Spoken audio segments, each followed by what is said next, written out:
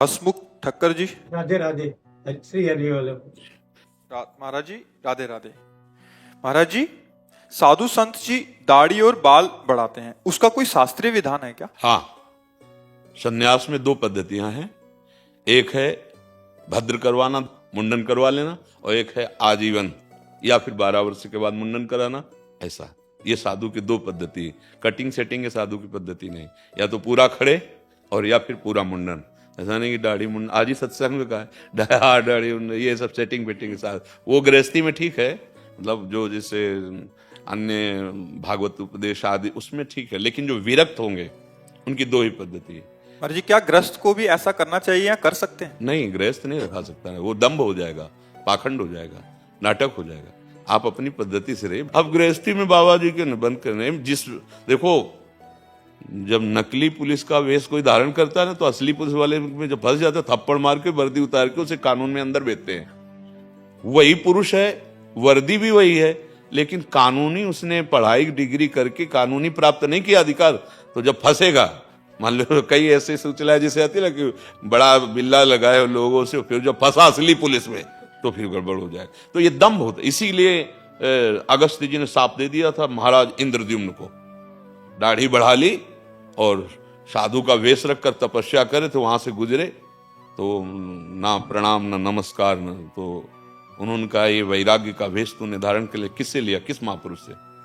तो अपनी मनमानी कर, जा हाथी की तरह बैठा रहा, हाथी की योनि को प्राप्त हो जा। तो वही जो गजेंद्र, पर भगवान का अंदर से उन्होंने भजन किया था, तो अंतिम समय याद आया, तब हरि पुकारा, वही बच गए। ऐसा नहीं, मनमानी नहीं कि हम बाबा जी की तरह नहीं, गृहस्थी में गृहस्थी की तरह रहो, विरक्ति में गृहस्थी की तरह नहीं, विरक्ति की तरह रहो। आपका जैसा जो मार्ग है उसके अनुसार चलना चाहिए, है नहीं? महर्षि, आज बहुत जने देखे जाते हैं कि जैसे आपको हम सन्यास वेश है पीला या लाल, तो वो पीला ओढ़ लेते हैं। बड़ा भारी अपराध है। अब तो मनमानी तो सब लोग कर रहे हैं, आज गुरुमानी कहाँ कोई चलना चाहता है। ऐसे वस्त्र धारण करने का अधिकार नहीं है। गुरु जैसे एक बार एक लाल कपड़ा धारण किए थे, धाम में आए, तो हमने पूछा आप किस आचार्य परंपरा से जुड़े, किससे नहीं बोल पाए। तो हम कहा भाई अपराध कर रहे हो, तो आपको लोग साधु मानेंगे, आप साधु पद्धति स्वीकार नहीं किए हो, आपसे गलत काम होंगे और लिखा जाएगा कि संत जो है ऐसे से ऐसे। वो मतलब आचार्य परंपरा से कोई भी सन्यास दीक्षा नहीं हुई। हम लोगों में जब हम सन्यास में थे तो गुप्त, हमारे जैसे आर्मी के कुछ गुप्त कोर्ट वर्ड होते हैं, ऐसे हम लोगों को कोर्ट वर्ड होते। आपका प्रेम पट क्या है, आपका योग पट क्या है, और नकली बोल ही नहीं पाएगा। असली तो पहले गुरु ने जब विरक्त दिया तो सिखाया है, और तत्काल बोल पड़ा।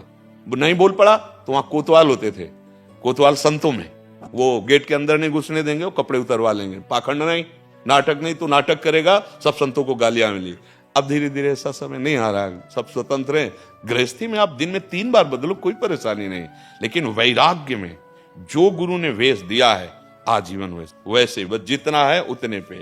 अगर जटा रखाए तो जटा रखाए, जो श्री जी की सेवा में मुंडन कराए, क्योंकि कहीं बाल श्री जी के भोग में न चला जाए, श्री जी की सेवा। तो 2 पद्धतियां हैं, तो दोनों पद्धतियों से साधक चल रहे।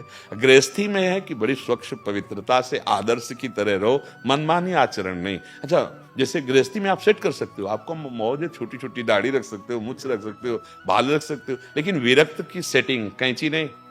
उसके लिए फिर जैसा जग रहा है वैसे जगने दो, वैसे ही, या फिर पूरा मुंडन करवा लो, ऐसा चलता है। और मनमानी वेश बिल्कुल नहीं धारण करना चाहिए।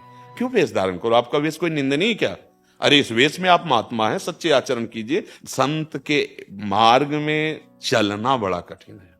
संत का वेश धारण कर लेने मात्र से भगवान की प्राप्ति नहीं होती। संत मार्ग है, उस मार्ग में तो 2 मार्ग हमारे हैं। हमारे पिता मतलब प्रभु परमेश्वर ने 2, एक निवृत्ति एक प्रवृत्ति। तो निवृत्ति मार्ग में हम जितने भी संप्रदाय के हैं, लाल पीले नीले जितने भी, ये सब निवृत्ति मार्ग के पथिक हो गए। प्रवृत्ति मार्ग आप गृहस्थी में तो अपने अपने मार्ग से चले, पर हम दोनों घर पहुंचते हैं एक ही, हम दोनों के मिलने वाले पिता एक ही हैं, हम दोनों का आनंद एक ही है। पर अपने मार्ग को सही ढंग से समझ कर चले, तब वस्तु की प्राप्ति होती है। गृहस्थ धर्म बड़ा वंदनीय धर्म है। एक बार हमने वर्णन किया था इसे एकांतिक में कि हम जितने विरक्त जन हैं गृहस्थी में ही पैदा हुए, चाहे जितना बड़ा महापुरुष हो किसी माता पिता गृहस्थ के यहाँ ही, और चाहे जितना बड़ा महापुरुष हो, ये भिक्षा गृहस्थ से ही मिलती है, ये गृहस्थ से ही मिलते हैं।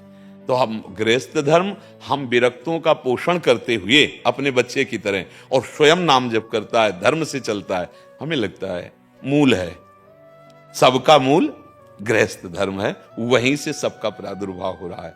नैष्ठिक ब्रह्मचर्य, गृहस्थ, वानप्रस्थ, सन्यास। तो ये भाव कभी ना आए कि हम गृहस्थी में भगवान को प्राप्त नहीं कर सकते। आपका वेश परम पावन है, आप अपनी मर्यादा से चलिए। अच्छा, व्यसन करना, व्यभिचार करना जो पापाचरण है, वो इसमें भी किए जा सकते हैं, इसमें भी किए जा सकते हैं, और दोनों दंड नहीं होंगे। भगवत प्राप्ति इसमें भी की जा सकती, इसमें भी की जा सकती है, दोनों बंद नहीं है। आप ग्रंथ उठाकर देखो, एक से एक महापुरुष गृहस्थी में हुए हैं। तो बात है आचरणों को सुधार कर सत चिंतन की, सत कर्तव्य कर्म की। अब वो कोई भी करे। अब हम लोगों को प्रारब्ध समझो, भगवान की कृपा समझो कि ये मार्ग मिला है, चलो अनुभव करो, और अपने अनुभव से सबको, जैसे एक दीपक से लाखों दीपक जला दिए जाएं तो पहले वाले दीपक में कोई फर्क नहीं पड़ता। ऐसे करो, सेवा दी, समाज का अन्न खाया, समाज से वस्त्र लिए, समाज से पोषित हुए हो, अब समाज का पोषण करो जो तुमने कमाया है। भजन, तपस्या, साधना, ज्ञान, उसके द्वारा समाज की सेवा करो। तो हम दोनों एक ही पिता के हैं। निवृत्ति प्रवृत्ति मार्ग एक ही प्रभु को प्राप्त कराता है, बस अपने मार्ग से चले। गंदे आचरण वाला कोई भी हो, वो किसी धर्म का नहीं माना जाता। गंदे आचरण वाला किसी धर्म का नहीं होता। जो पापाचारी होता है वो किसी धर्म को नहीं, वो कहता जरूर है कि हम अमुक अमुक, नहीं, पापाचारी अधर्मी ही होता है, धर्मात्मा नहीं हो सकता। पाप आचरण करने वाला किसी भी धर्म का नहीं होता।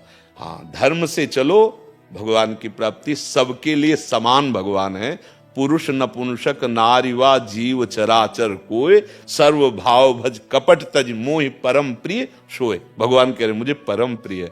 देखो, दंडकारण्य में बड़े बड़े ब्रह्म ऋषि विराजमान थे, लेकिन जो सबरी माता को प्यार मिला वो ब्रह्म ऋषियों को नहीं मिला। भगवान किसी ब्रह्म ऋषि की कुटिया में नहीं गए।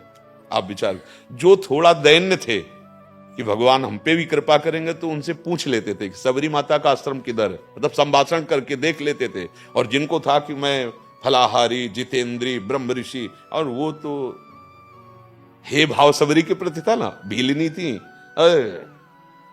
भगवान ने देखा भी नहीं, उधर देखा भी नहीं। माता सबरी को जो प्यार मिला, बड़े बड़े ब्रह्म ऋषियों को नहीं मिला। प्रभु सामने बैठे हैं और सबरी ऐसी भाव में भी, और उसे कुछ पता ही नहीं क्या करूं क्या न करूं। पहले तो सोचती थी प्रभु आएंगे, ऐसा करेंगे, जब प्रभु आए तो इतना भाव विकल हो गई। और शास्त्रों में भी और संतों से भी सुना है कि भगवान ने सबरी के चखे हुए बेर पाए। वो भाव से चखती है ना, कि कहीं खट्टा बेर प्रभु को ना लगे, तो प्रभु भाव पाते हैं। उनके लिए बेर और रबड़ी रसगुल्ला से थोड़ी तो मतलब है। उसमें जैसे सुदामा जी के टूटे हुए चावल के किनके, वो लोग द्वारिकाधीश पर ऐसे पा रहे थे और रुक्मिणी जी से कह रहे थे आज मुझे तृप्ति हुई है। तो भाई, तंदुलों में 56 भोग लगते हैं। सर्वलोक महेश्वर भगवान, सुदामा की वो दैन्यता और वो प्रेम, वो भगवान को प्यार। सबरी जी को जो प्यार मिला वो ब्रह्म ऋषियों को वहां दंडकारण्य के नहीं मिला। क्यों? दैन्यता, मैं नीच अधम। भगवान से कह भी रही, अधम ते अधम, अधम अति नारी, तिनमा मैं मतिमंद अघारी। प्रभु, मैं तो मतिमंद और पाप से युक्त अधम, ये भगवान को प्यारा लगता है। हनुमान जी महाराज इतने बड़े महापुरुष है, भगवान ही है, पर वो विभीषण जी को थोड़ी कह रहे मैं ज्ञानियों में अग्रगण्य, बलों में बल, ऐसा नहीं बोल रहे। बोले असमय अधम सखा सुनु, ये मोहू पर रखू। ये तो मेरे ऊपर भगवान की कृपा नहीं, वैसे तो मैं बड़ा, और है कौन? ज्ञानी नाम अग्रगण्यम, बुद्धिमताम वरिष्ठम, अतुलित बलधामम। ये है हमारे प्रभु की पसंद। तो जहां अगर कोई भी अभिमान हो, चाहे गृहस्थ का, चाहे विरक्ति का, अपने मार्ग से नहीं, तो प्रभु को नहीं प्राप्त कर सकता। और दैन्य है तो देखो, विदुरानी के घर भगवान ने क्या पाया? छिलका। गजब हो गया। कोई भी पानी के लिए तैयार होगा।